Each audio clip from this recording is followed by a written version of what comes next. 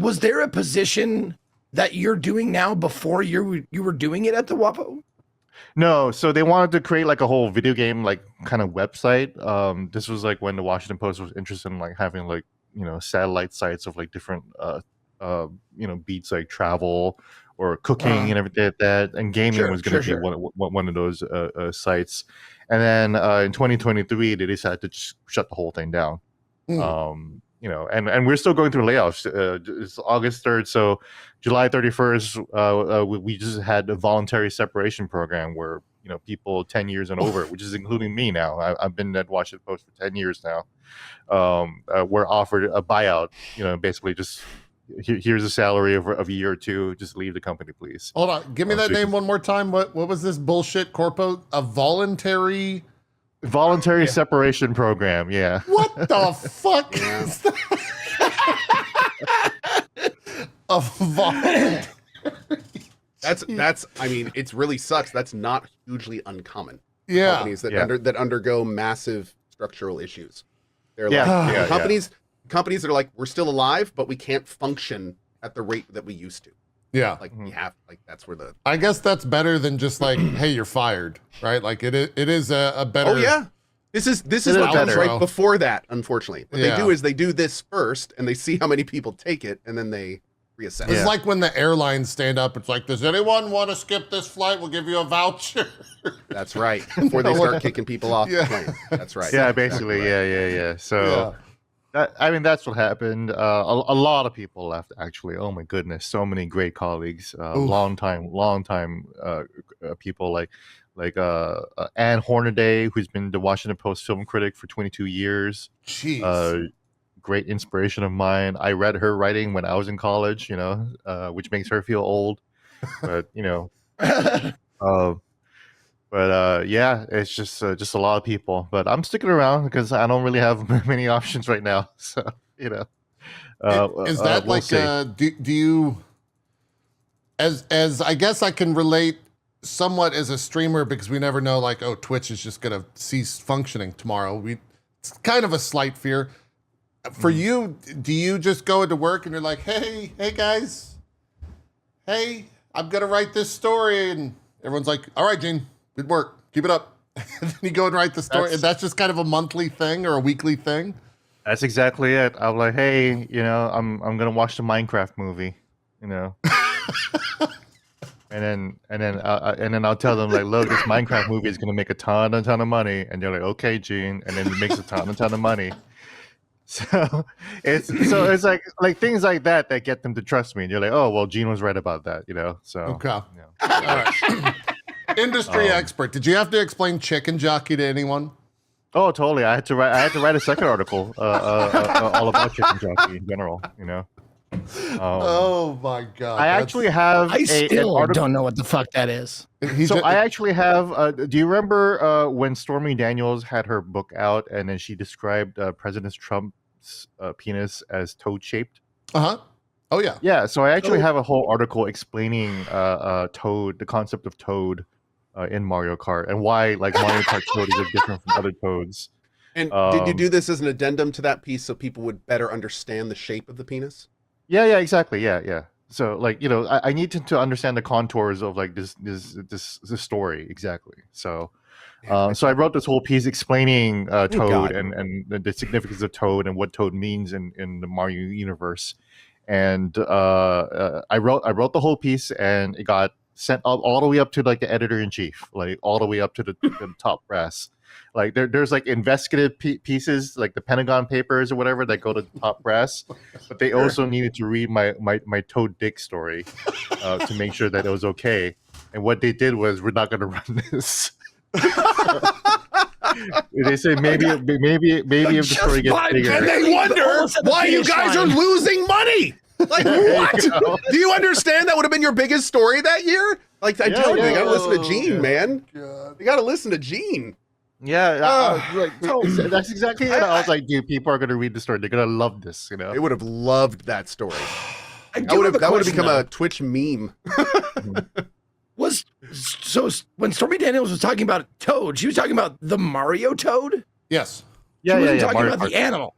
She was actually talking about the Mario Toad. Just Mario just Toad, throwing yeah. this out there. Think about Wow. both of those in your head. One of those would be a lot harder to look phallic. I know, but I have an imagination that kind of runs wild. So I was like, He goes to when you Burning said Man. Toad, I That's was fair. thinking of the animal, and I was like, He goes to Burning how Man. would that look? And Yeah. my Oh, mind that's right, came up he's a with something burner. horrific. He's a burner. Horrific. Just terrible. That's awful. Yeah. I mean, they're both awful. I know.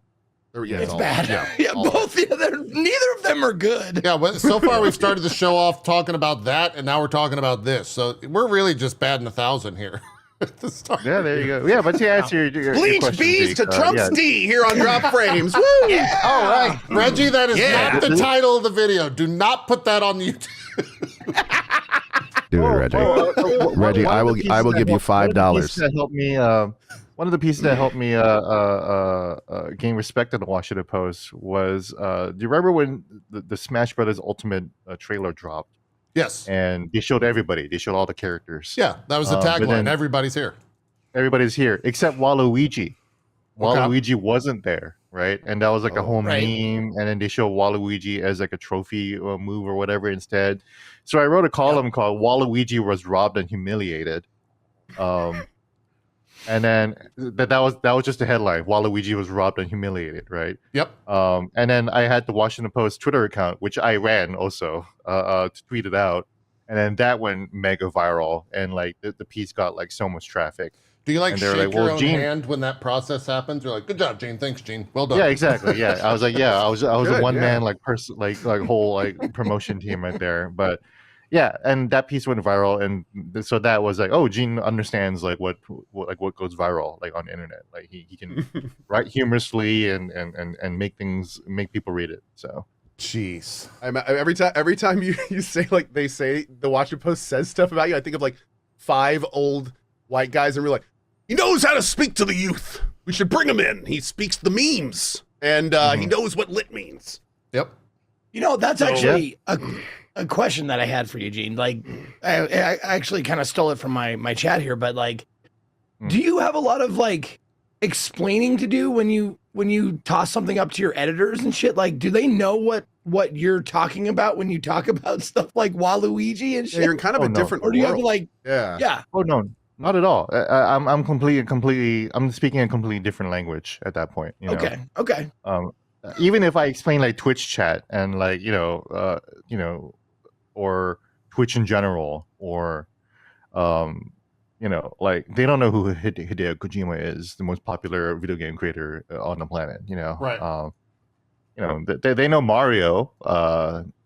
It's very much the wow, we've come a really long way since Pac-Man type deal. Like that's like the level of like understanding that I have to like deal with. So it's a struggle for sure. But the nice thing is that I'm like the only person in the building that knows how to talk that. So it's like, like I'm kind of an authority on that stuff anyways. So Gene, I was trying to load the article and then I got hit with this. there you go. Yeah. What do I? So one thing though, I remember that picture. That picture is iconic. Yes. So, one thing though, if people want to help me out and support me, I actually do get credit if you sign up on one of my articles. It's like it's a loop back. And you're like, oh, well, So- Gene got Every a one of your subscriber, articles so- functions as a referral link. Yeah. My articles will give me like credit in the background, and then people will see that. So actually, that's one thing that makes me valuable at the Washington Post is that they see that people actually like to sign up to read my reviews, which is interesting, or like my interviews. Huh. I reviewed Metaphor, a Refantazio, last year, and that was a late review. I played that game late, so it came like a month later. And yet people signed up for it, like dozens and dozens of people, which doesn't sound like a lot, but when you think about the grand scheme of a newspaper, like that's a lot. That's quite a lot of people for just a video game review, versus like some of their other articles that take a lot more effort and time and resources, and will probably get the same amount. And so it's like, Gene's just playing video games and getting some money, so that's cool. That's awesome. Huh. Very cool, man. Yeah. So if anyone wants to help me out, they don't want to give Big Daddy Bezos money, but you want to help out old Gene Park here, you can hit one of my articles in my bio or whatever. Make sure to use your Post Prime, everyone. You get one free once a month. Yeah. And you can use it on the website. Read those articles for free. Thanks for the 37 months, man. I would love Gene Park on Tech Out. Yeah. So I actually helped run the Washington Post on Twitch too, which kind of got abandoned a couple of years ago.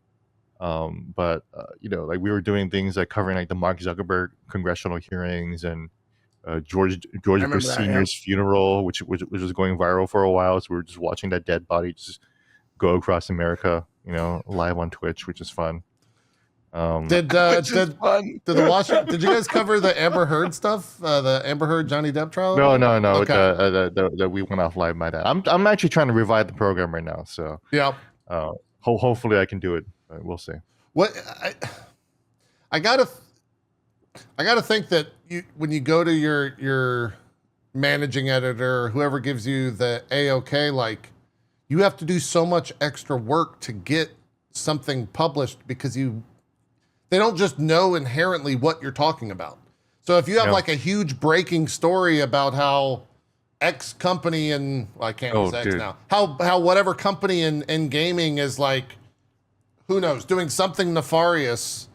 Mm-hmm. One, they're like, why is this important? Why do I care about this? And two, who the hell is this company? Yeah. Like, what do they do? Yeah, I had that problem recently when Bungie was caught stealing art assets from Anti-Real for Marathon, right? Yeah. And that story broke kind of like in the midday or whatever, and then it wasn't until the evening where I was like, man, this story is like way too big. Like once I actually looked into it, I was like, oh, that's really like egregious, like this whole case. So I wanted to do an interview. So I have the only interview with Anti-Real up in media, right?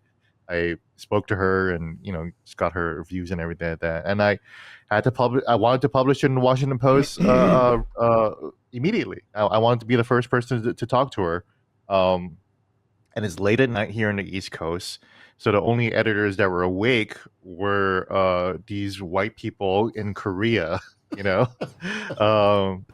don't cover not even video games, but like they're not even like part of. They're just a night shift, right? Yeah. Then so like, and they're not people that I work with, Right. So like it was like 4 hours of like me explaining like what Marathon is, like what a live service game is, what Bungie is, man. No.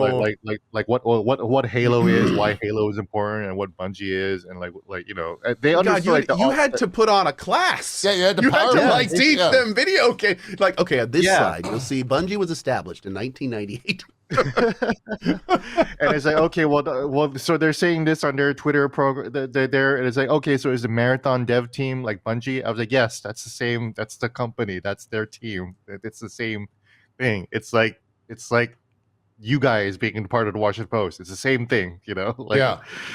So yeah, they were asking like really basic questions like, is Marathon dev team the Twitter account that's associated with Bungie? I'm like, yes. Like I emailed Sony.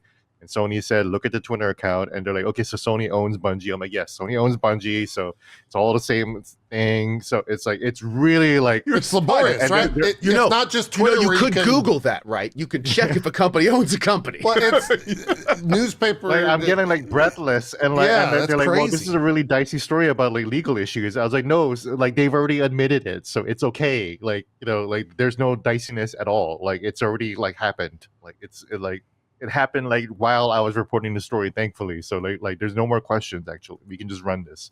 And they're like, okay, I guess we're overthinking it. I was like, yes, thank you. 2 hours later, yeah. Twitter's already moved on to another conversation, and you're like, guys, I've got an interview. Yeah.